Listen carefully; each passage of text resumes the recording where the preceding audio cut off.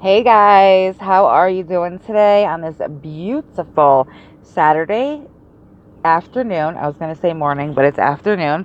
Guys, so gorgeous out. And guess what I'm going to do? Grocery shopping. You know, sucks to be an adult. Okay, so anyway, I am here for the obvious to bring you your daily meditation. Now, guys, I skipped yesterday. I don't know. It's because I posted Thursday late. Anyway, we're gonna do two today, so you guys get double of me. Oh, you're welcome. All right. So today is Saturday. Let's see. My birthday is Monday the 19th. Today's Saturday the 17th. So we're gonna do we'll do Saturday the 17th today, not to mix you guys up. And then when I jump off here, I'll do yesterday's. Okay, guys. So we're gonna start with the Just for Today book by the Narcotics Anonymous. If you have this book, please take it out, read along with me. I love when you guys do that. And we're gonna go to I opened it right up. April 17th. Okay. It's gorgeous out. It's gorgeous. I love the fall and the spring. Those are my two favorite. Okay. Priority meetings. Some of us attended meetings infrequently when we first came to Narcotics Anonymous and then wondered why we couldn't stay clean. What we soon learned was that if we wanted to stay clean, we had to make meeting attendance our priority. So we began again. Following our sponsor's suggestion, we made a commitment to attend 90 meetings in 30 days. We identified ourselves as newcomers for our first 30 days so that others could get to know us. At our sponsor's direction, we stopped talking long enough to learn to listen. Sorry guys, I didn't realize. What is that called? Now it's going to distract the thing because I went out in the rain the day before yesterday. The defrost was on. Okay, we soon began to look forward to meetings and we began to stay clean. Today we attend meetings for a variety of reasons. Sometimes we go to meetings to share our experience, strength, and hope with newer members. Sometimes we go to see our friends, and sometimes we go just because we need a hug. Occasionally we leave a meeting and realize that we haven't really heard a word that's been said, but we still feel better. The atmosphere of love and joy that fills our meetings has kept us clean another day. No matter how hectic our schedule, we make meeting attendance our priority. Just for today, in my heart, I know that meetings benefit me in all kinds of ways. Today, I want what's good for me, and I will attend a meeting. Okay. I have a few things to say about this.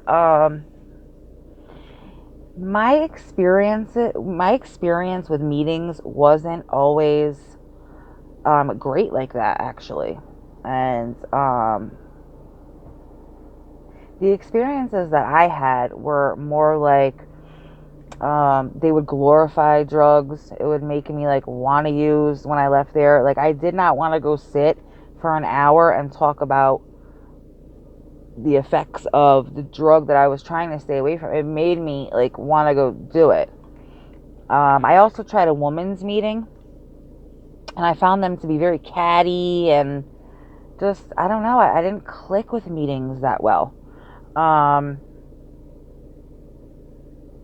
I find that AA, Alcoholics Anonymous, is much more geared towards staying clean, and they have the history behind it. There's old people there like that have been there for years. They have the experience and the clean time in AA. They're very organized, I feel, but they're also very judgmental in my experience. When you're in a meeting and you say, "Hey, my name is whatever and I'm an addict," they kind of look at you. You know what I mean? They really don't welcome addicts. That's the way I feel. I don't know. That's my experience. Let me know if you guys had different experiences or what your experiences were and are. But that's what I've experienced. NA seems to be, more accepting towards narcotics because that's what they're about. But they're, in my opinion, unorganized And a lot of times it's like drama and people trying to hook up with people and just, I don't know. I know that those are my experience with meetings. Now, in that reading, the way that reading describes meetings, I would love that. I would love that. Like that's what I was trying to find when I was trying these different meetings. I was trying to find a meeting that, and I know I'm not going to click the first time going there. I'm not going to have a bunch of friends immediately, but at least I'd like to feel comfortable. You know what I mean? But I really want to find a meeting, a home meeting that I get to know the people there, and you get a commitment, whether it's coffee commitment or chairs or whatever, so you feel that need to be there every week. I need that because that's one thing that I'm missing personally in my recovery journey is a support system. I do not have a support system at all. It's just me. And I'm doing okay, but there's times where I really crave like the friendship and I want to get out of the house and go do something, and that would just be perfect for me. So that was a great reminder. I really think that I'm gonna look more into that. Guys, let me know your experiences with meetings. We're gonna jump over to The Language of Letting Go by Melanie Beattie, and we're gonna go right back to April 17th. Guys, there's so much activity on my street right now. Like, I don't know why. This happens a lot, to be honest.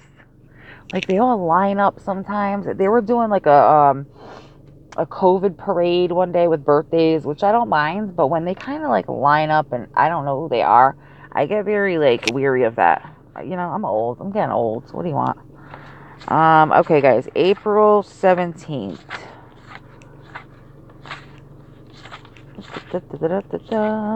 Here we go. Taking care of ourselves. We often refer to recovery from codependency and adult-child issues as self-care. Self-care is not, as someone may think, a spin-off of the me generation. It isn't self-indulgence. It isn't selfish in the negative interpretation of that word. We're learning to take care of ourselves instead of obsessively focusing on another person. We're learning self-responsibility instead of feeling excessively responsible for others.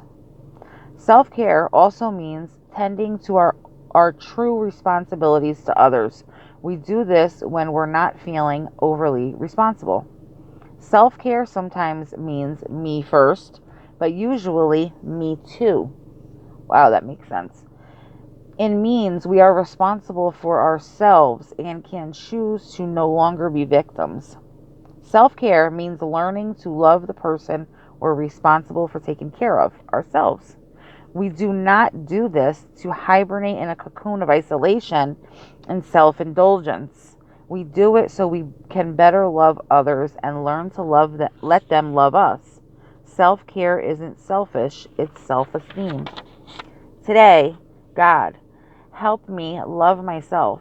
Help me let go of feeling excessively responsible for those around me. Show me what I need to do to take care of myself and be appropriately responsible to others. Woo, woo, honey. Wow. I've just come to the realization that, and just this second, as I was reading that reading, I realized, I guess it's codependency. I have and I don't want to say it's a flaw, because I look at it also as like something good in me. Like, I'm very loyal when I'm in your life, but almost too much. And that's exactly what I do. I will put everything that I got going on the back burner to do what this person's got going on. And I've done that for so many years. And like recently I realized that's my problem. That's my problem. I have to physically be apart as far as relationship goes, because I can't be in a partnership and take care of my shit. And that's a hard realization, because I always see myself as a strong, independent